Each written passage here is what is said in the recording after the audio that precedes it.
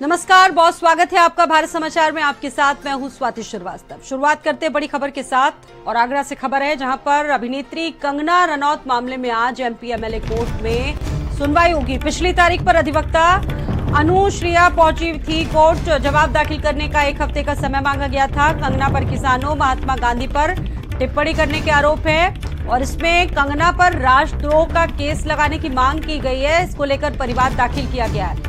Advocate Ramashankar Sharma ने 2024 में वाद दायर किया था कंगना के खिलाफ। वाद दायर के बाद सुनवाई के लिए 3 बार नोटिस भेजे गए, लेकिन कंगना प्रस्तुत नहीं हुई। कोर्ट के द्वारा 3 बार नोटिस भेजने के बाद भी कंगना नहीं पहुंची थी कोर्ट। और चूंकि अब मुश्किलें बढ़ सकती हैं कंगना रनौत पर, वाद दायर हुआ था 2024 में किसानों के खिलाफ। दरअसल एक टिप्पणी कंगना रनौत की और साथ ही साथ महात्मा गांधी पर भी एक टिप्पणी इनके द्वारा की गई थी। और कोर्ट के द्वारा 3 बार नोटिस भेजने के बाद भी कोर्ट के समक्ष प्रस्तुत नहीं हो पाई थी कंगना रनौत। और आज इस मामले में आगरा की एमपी एमएलए कोर्ट में सुनवाई होगी।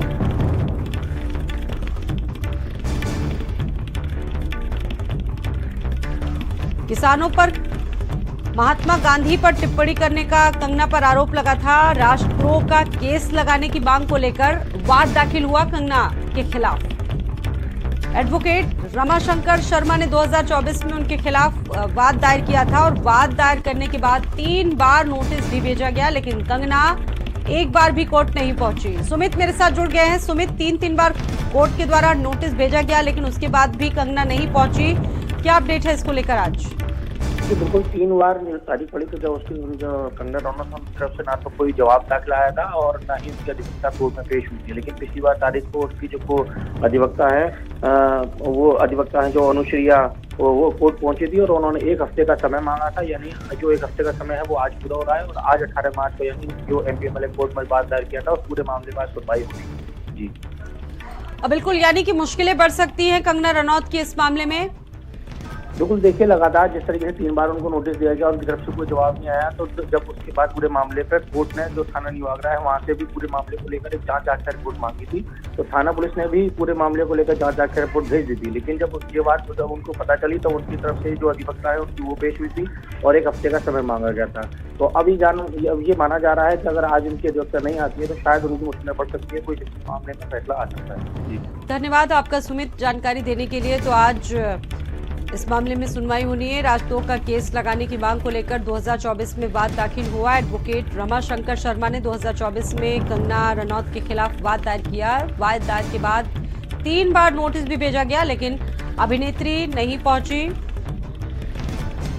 पंजाब से अगली खबर है। पंजाब पुलिस की एक और बड़ी कामयाबी। जालंधर में ग्रेनेड हमले का अपराधी मुठभेड़ में घायल हुआ है। जालंधर से यूट्यूबर के घर ग्रेनेड फेंकने का मामला था और ग्रेनेड फेंकने वाले का पुलिस ने एनकाउंटर किया है। पुलिस के साथ मुठभेड़ के दौरान दोषी हुआ जख्मी। एसपी देहात गुरमीत सिंह ने मौके का जायजा लिया। जालंधर में यूट्यूबर के घर ग्रेनेड फेंकने का पूरा मामला था और ग्रेनेड फेंकने वाले का पुलिस ने एनकाउंटर कर दिया। इस एनकाउंटर में पुलिस के जो आरोपी है वो जख्मी हुआ है। एसपी देहात गुरमीत सिंह ने मौके का जायजा लिया, खुद मौके पर पहुंचे। पुलिस की एक बड़ी सफलता पंजाब में। जालंधर में ग्रेनेड हमले का अपराधी मुठभेड़ में जख्मी हुआ है। यूट्यूबर के घर ग्रेनेड फेंकने का मामला था और दीपक मेरे साथ जुड़ गए हैं। दीपक, क्या ये पूरा मामला था, आपसे जानेंगे। जी बिल्कुल, बताते हैं आपको कि लगातार जिस तरह से पंजाब में नशे के विरुद्ध में जिस तरह से पुलिस की कार्रवाई पिछले कई दिनों से देखा जाता है, कहीं बुलडोजर एक्शन होता है तो कहीं पे छापेमारी की जाती है, तो इसको लेकर के पंजाब में काफी हलचल तेज हो चुकी है। इसी बीच अमृतसर के जालंधर में ग्रेनाइड हमले का मामला सामने आया था और हमले में पुलिस को एक बड़ी कामयाबी हाथ लगी है। जालंधर में यूट्यूबर के घर पे जो ग्रेनाइड फेंकने वाला व्यक्ति था उसको पुलिस ने गिरफ्तार किया। मुठभेड़ में दोनों के बीच में और उनका एनकाउंटर किया गया। साथ ही लगातार यदि हम पंजाब का जिक्र करें तो नशे के रूप में वहां पे बहुत ज्यादा वहां पे जो काम थे वो कहीं ना कहीं चल रहे थे। इसको लेकर के पंजाब सरकार पूरी तरह से अलर्ट हो चुकी है। नशे के विरुद्ध में लगातार पूरे पंजाब में पुलिस का जो अभियान है वो शुरू हो चुका है। जगह जगह पे पुलिस की छापेमारी भी की जा रही है। लेकिन जालंधर का यदि हम जिक्र करें तो गुरमीत सिंह का कहना है कि जो कि एसपी देहात है, उन्होंने कहा है कि जो हमला करने वाला था वो पहले अमृतसर में हमला किया। इसका जो बैकग्राउंड है वो और भी कई वो हमले में शामिल रहा है। साथ ही पंजाब में माहौल बिगाड़ने की कोशिश भी की जा रही है। हमने कल अरविंद केजरीवाल को भी सुना था, उन्होंने भी कहा कि पंजाब में जो माहौल बिगाड़ने की कोशिश करेंगे उसको बख्शा नहीं जाएगा। अब देखना ये होगा कि लगातार जिस तरह से नशे के विरुद्ध में पंजाब सरकार काम कर रही है, पंजाब पुलिस काम कर रही है, इसके तहत जिस तरह से एक्शन लिए जा रहे हैं उसमें और क्या कुछ नया चीज देखने को मिलता है। बहुत धन्यवाद आपका दीपक जानकारी देने के लिए। तो ग्रेनेड फेंकने वाले को पुलिस ने एनकाउंटर में जख्मी कर दिया है और ये बड़ी कार्रवाई पंजाब पुलिस की मानी जा रही है। अगली खबर है अमेठी से। निहालगढ़ स्टेशन के पास अयोध्या मार्ग पर हादसा हुआ है। मार्ग पर रेल हादसे का लाइव फुटेज भी अब सामने आ चुका है। रेलवे क्रॉसिंग पर फंसी कंटेनर कई मिनट तक खड़ी रही। कंटेनर खलासी की माने तो क्रॉसिंग खुली थी, गाड़ी अंदर पहुंची। क्रॉसिंग अचानक गेटमैन ने बंद की। काफी देर तक ड्राइवर गेटमैन के बीच इसको लेकर कहासुनी होती रही, लेकिन गेटमैन ने गेट नहीं खोला। अचानक पटरी पर मालगाड़ी आई, कंटेनर को टक्कर मारी और घटना का लाइव फुटेज आप देखिए। ये लाइव फुटेज काफी ज्यादा सोशल मीडिया पर लोग देख रहे हैं, वायरल हो रहा है। निहालगढ़ स्टेशन के पास अयोध्या मार्ग पर यह हादसा हुआ है। आप देखिए किस तरीके से एक रेलगाड़ी धड़धड़ाती हुई आगे बढ़ जाती है और अब इस हादसे का जो वीडियो है वो सामने आया है। एक तरफ इस पूरे मामले की जांच पड़ताल चल रही है। इसमें कुछ लोग गंभीर रूप से जख्मी हुए, जिन्हें अस्पताल में भर्ती कराया गया है। पुलिस उनका हालचाल जानने के लिए पहुंची। अमेठी के निहालगढ़ स्टेशन के पास अयोध्या मार्ग पर यह हादसा हुआ और अब लाइव फुटेज इसका सामने आया है। हुए रेल हादसे में अगर बात की जाए तो कंटेनर का ड्राइवर पूरी तरीके से घायल हुआ है।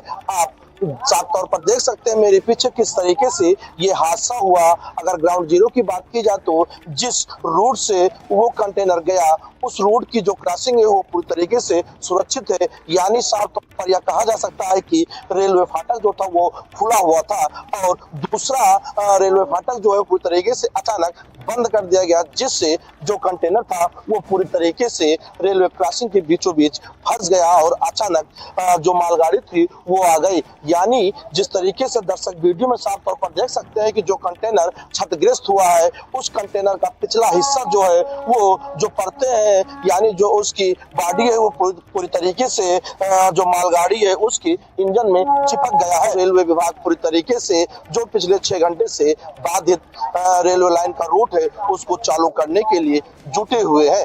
एस एस सोनी, भारत समाचार, अमेठी।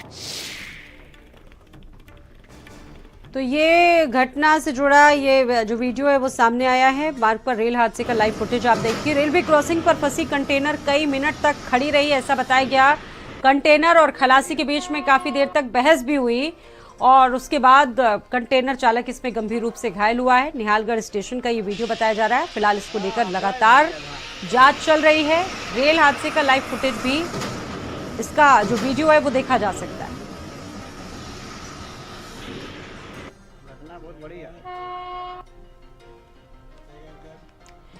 बेंगलुरु और दुबई से इंडिया तक सोने की तस्करी का पर्दाफाश हुआ है। अभिनेत्री रान्या राव, तारुण राजूर पर तस्करी करने के आरोप लगे। डीआरआई की अब तक की जांच में बड़ा खुलासा हुआ है। अभिनेत्री रान्या राव वीरा डायमंड्स कंपनी की मालिक थी जो दुबई से भारत में अवैध तरीके से सोना लाती थी। तरुण राजू मशहूर होटल व्यवसायी का पोता भी इसमें गिरफ्तार हुआ है। 27वीं बार भारत आ चुकी थी अभिनेत्री रान्या राव।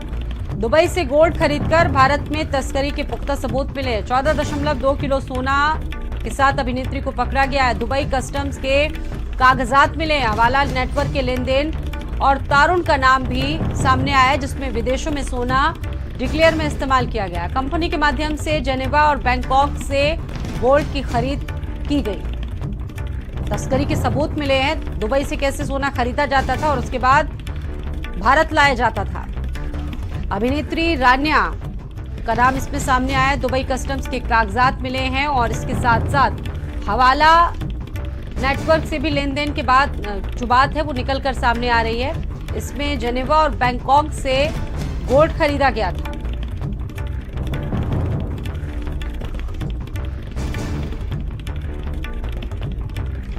उधर संभल में शाही जामा मस्जिद की रंगाई पुताई का मामले में सपा विधायक इकबाल महमूद का बयान आया है। मस्जिद से हिंदू पक्ष का क्या लेना देना, जैसे पहले पुताई होती आई है वैसे ही होनी चाहिए। हमारे समाज में बाबरी मामले में कोर्ट का आदेश माना, लेकिन हिंदू पक्ष ने ये कहा कि फैसला हमारे पक्ष में नहीं आया तो हम नहीं मानेंगे। यूपी सरकार संभल की जामा मस्जिद पर नजर रखे, जिस स्थान पर जो रंग उसी से पुताई होनी चाहिए। आपके मंदिरों में भगवा कलर है, हम मना कर रहे हैं क्या? तो सपा विधायक भी इसमें आप आ चुके हैं। कई सारी बातें उन्होंने कही। उन्होंने कुछ और मामलों का भी उदाहरण इसमें दे दिया और कहा कि फैसला जब हमारे पक्ष में नहीं आया तो हम नहीं मानेंगे। अब जाहिर सी बात है, इस पर राजनीति भी शुरू हो गई है। संभल की जामा मस्जिद एक तरफ रंगाई पुताई चल रही है और उसमें सपा विधायक का साफ कहना है कि जिस जगह पर जिस रंग से पुताई हुई उसी पर ही कलर होना चाहिए।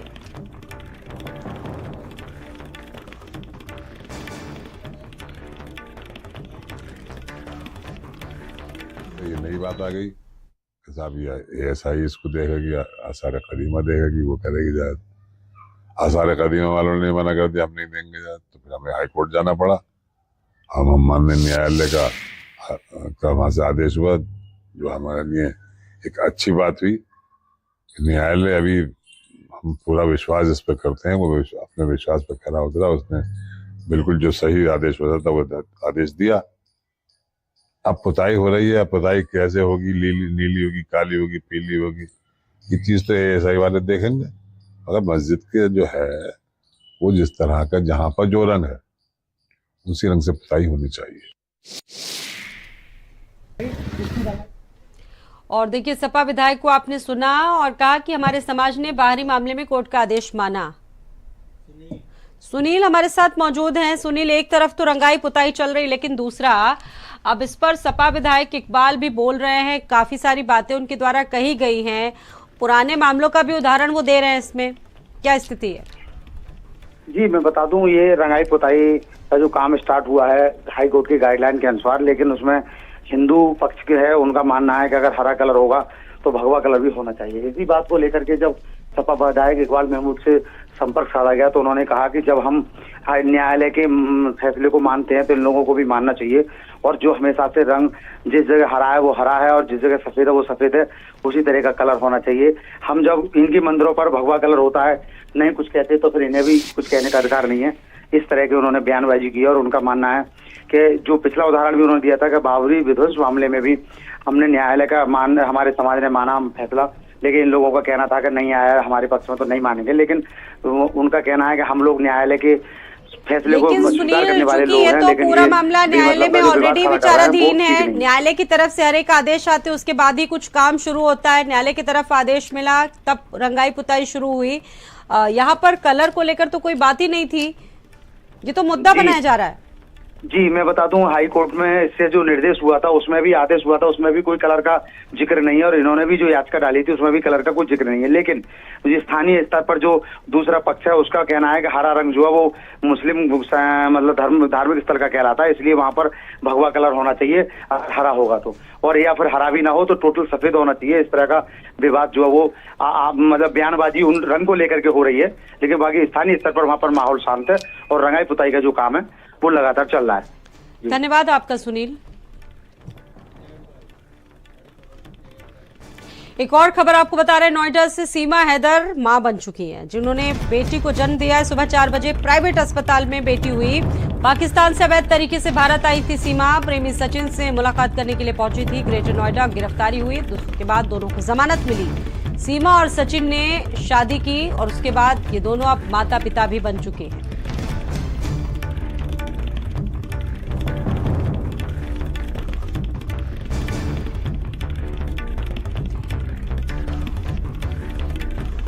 सीमा पाकिस्तान से अपने 4 बच्चों को यहां पर लेके पहुंची थी। उसके बाद ये लव स्टोरी शुरू हुई, उसके बाद दोनों हिरासत में लिए गए, जमानत मिली और धीरे धीरे जिस तरीके से ये सारी चीजें आगे बढ़ी हैं, आज सीमा ने बच्चे को जन्म दिया है। पाकिस्तान से अवैध तरीके से भारत आई थी सीमा, अपने प्रेमी सचिन से मिलने अपने 4 बच्चों को साथ लाई थी ग्रेटर नोएडा।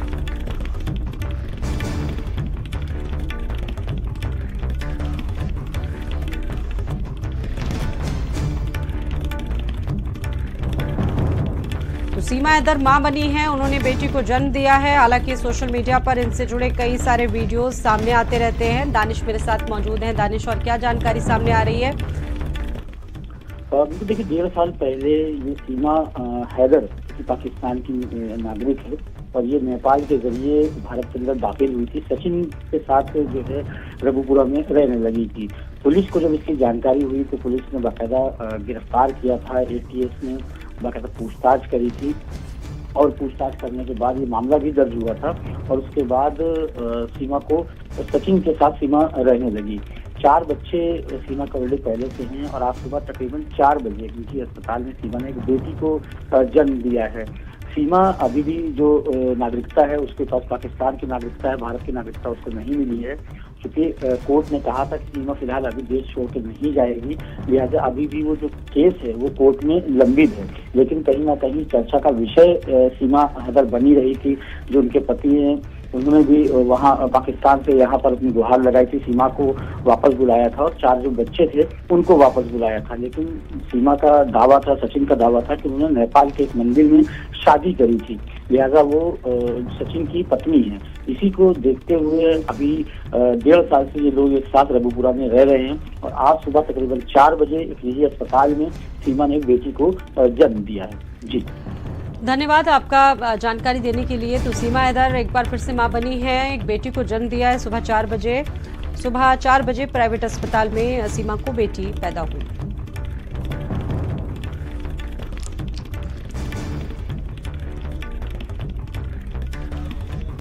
दिल्ली की द्वारिका मोड़ में भीषण आग लगी। एक आइसक्रीम फैक्ट्री में भीषण आग लगी है। इस आग में कम से कम 30 झुग्गियां जलकर खाक हो गई। 2 कारखाने और कई दुकानों में आग लगी है।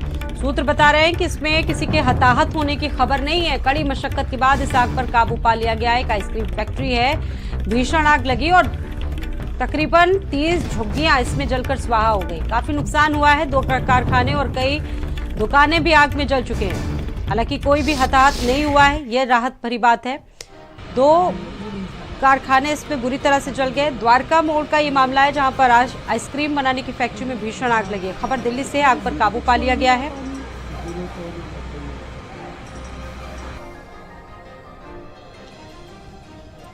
दीपक जुड़ चुके हैं। दीपक, क्या अपडेट है?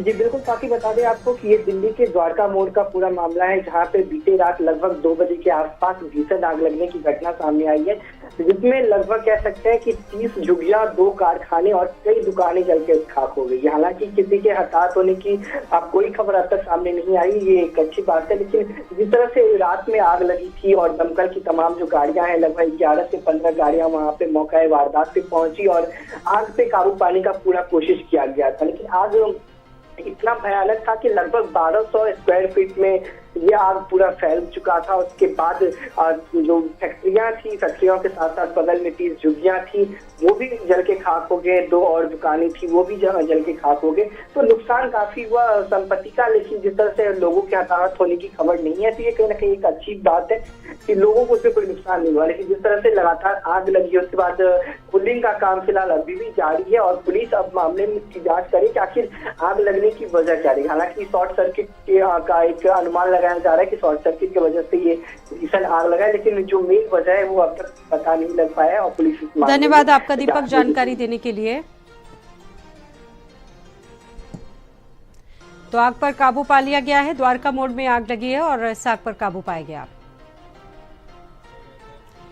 मेरठ से अगली खबर है। शहर काजी के निधन के बाद काजी की कुर्सी का विवाद भी बढ़ गया है। प्रोफेसर साजुद्दीन के बेटे सालिकीन को बांधी काजी की पगड़ी। मौलाना कारी शफीक को भी काजी के लिए पगड़ी पोशी की। शहर में 2 काजियों को लेकर लगातार जो धड़े हैं वो पट रहे हैं। शहर की मस्जिदों में हर रोज पगड़ी पोशी, नारेबाजी का दौर जारी है। रमजान के पाक महीने में मेरठ में शहर काजी का विवाद छाया हुआ है। पुलिस ने दोनों पक्षों के सैकड़ों समर्थक मुचलकों को भी पाबंद किया है। विवाद अगर बढ़ा तो शासन के लिए तय हो सकता है तीसरा शहर काजी। वहीं सलीकीन को विरासत में कज़ात दीनी तालीम और हासिल नहीं है। सपा कांग्रेस बसपा नेता सलीकीन के समर्थन में उतरे हैं। कारी शफीक, प्रसिद्ध धर्मगुरु शफीक को 42 साल का अनुभव है। सपा कांग्रेस बसपा नेता सलीकीन के समर्थन में है और वहीं कारी शफीक, प्रसिद्ध धर्मगुरु शफीक को 42 साल का अनुभव है। फिलहाल शहर काजी के निधन के बाद काजी की कुर्सी का जो विवाद है वो शुरू हो चुका है। और साजिदीन के बेटे सालिकीन को काजी की पगड़ी बांधी गई है। नरेंद्र जुड़ गए हैं। नरेंद्र, ये विवाद लगातार बढ़ता जा रहा है, हालांकि कुछ जो दल हैं विपक्षी वो समर्थन में सालिकीन के, क्या स्थिति है इसको लेकर? देखिए, जो पूरा मामला है वो शुरू हुआ था 10 मार्च से, जब जो शहर के काजी थे उनका निधन हुआ। उनके बेटे की ताजपोशी कर दी गई जामा मस्जिद में उस वक्त जब उनकी मिट्टी भी दफन नहीं हुई थी, और इसी को लेकर आपत्ति जताई शहर कारी ने। जो कारी हैं शफीकुर रहमान, उनका कहना है कि जो डॉक्टर सालिकीन को इस पूरे ओहदे पर बिठाया गया है ये गलत है, शरई के खिलाफ है। इसके अलावा एक और बात ये है कि उनको दीनी तालीम हासिल नहीं है, वो मॉडर्न एजुकेशन लिए हुए हैं और अलीगढ़ मुस्लिम यूनिवर्सिटी में पढ़ाते हैं। तो पीएचडी किए हुए कोई व्यक्ति ऐसे ओहदे पर नहीं बैठ सकता जहां पर दीनी तालीम की जरूरत है, क्योंकि जो शहर काजी है उसको दिन प्रतिदिन इसी तरह के मामले सुलझाने होते हैं जो मुस्लिम जो नियम है उनसे जुड़े हुए मामले जो होते हैं। तो इसी बात को लेकर अब दोनों तरफ पगड़ियां बंधने लगी हैं और खुद को शहर काजी घोषित कर दिया है शफीकुर रहमान ने, और दूसरी तरफ देखें तो डॉक्टर सालिकीन को उनके कुछ समर्थकों ने पगड़ी पहनाकर शहर काजी घोषित कर दिया है। दोनों पक्षों के जो समर्थक है वो आपस में लगातार बढ़ रहे हैं, और वो चाहे सोशल मीडिया हो चाहे वो जमीन पर हो, इस तरह की दिक्कत ये है कि ये जो पगड़ी पहनाने की रस्में हैं ये रोज की जा रही हैं मस्जिदों में, जिससे जो माह रमजान चल रहा है वो डिस्टर्ब हैं। वहाँ पर जितने भी नमाजी लोग आने वाले हैं वो परेशान हैं कि किस तरीके का विवाद यहाँ पर अमन होना चाहिए वहाँ पर ये हो रहा है। खास करके इबादत गाहों को इसमें अखाड़ा बनाया जा रहा है। जी नरेंद्र प्रताप, आपका जानकारी देने के लिए। तो 2 काजियों को लेकर मुसलमानों के धड़े भी आपस में बट रहे हैं। उधर हरदोई में दबंगों ने पुलिस के साथ जमकर अभद्रता की है। डायल 112 के सिपाहियों के साथ अभद्रता हुई है। सिपाही से अभद्रता का वीडियो भी सामने आया है। थानाध्यक्ष ने इस वीडियो को बताया कि वो 1 हफ्ता पुराना। सिपाहियों की तहरीर पर फिलहाल मुकदमा दर्ज किया गया है। दबंगों के खिलाफ पुलिस ने कार्रवाई की थी। पंचदेवरा थाना क्षेत्र का मामला है हरदोई का। डायल 112 के सिपाहियों के साथ अभद्रता की गई। घटना से जुड़ा वीडियो सामने आया और इस मामले में पुलिस अधिकारी का कहना है कि 1 हफ्ते पहले का ये वीडियो है।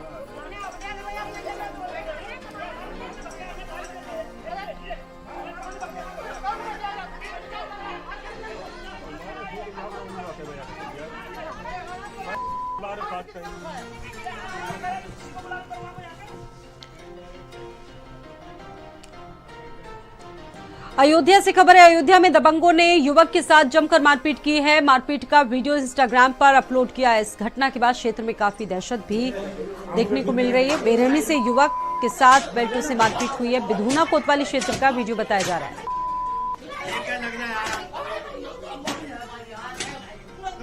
एक किसमें दिख रहा है एक निहत्था युवक, जिसको 2-3 युवक जमकर पीट रहे हैं, डंडों से वार कर रहे हैं। युवक गिड़गिड़ा रहा है, लेकिन बावजूद उसके उनको जरा भी रहम नहीं है। मारपीट का वीडियो बताया जा रहा है। औरैया का मारपीट का वीडियो इंस्टाग्राम पर भी अपलोड किया गया है। दबंगों ने युवक के साथ जमकर मारपीट की है। बिधूना कोतवाली क्षेत्र का ये पूरा वीडियो बताया जा रहा है।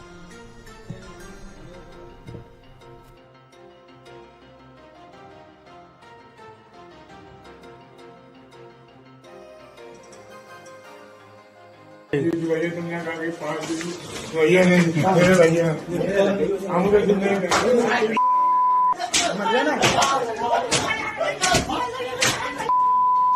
क्या लगना है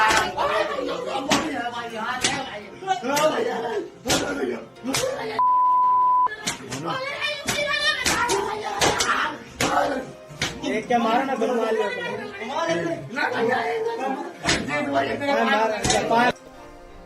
खबरों में फिलहाल इतना ही। बने रहिए भारत समाचार के साथ। नमस्कार। आप देख रहे हैं